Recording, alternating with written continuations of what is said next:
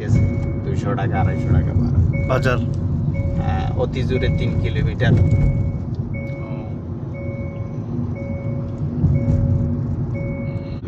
যে খরচ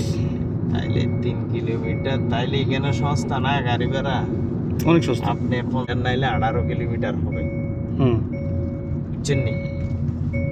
তাইলে কত আইলেও বাংলার 50 টাকা হইলে আপনি 1000 টাকা 1000 আইলেও আর কি হ্যাঁ 1000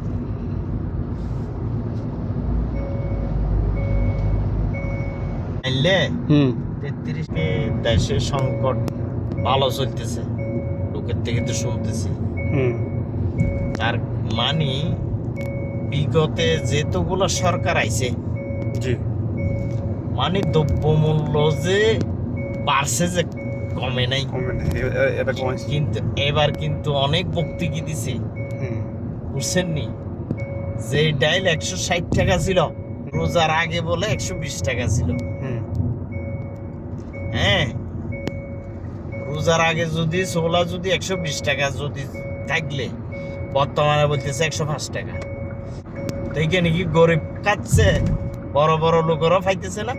সবাই পাই এগুলা এইটা হইছে মনে করেন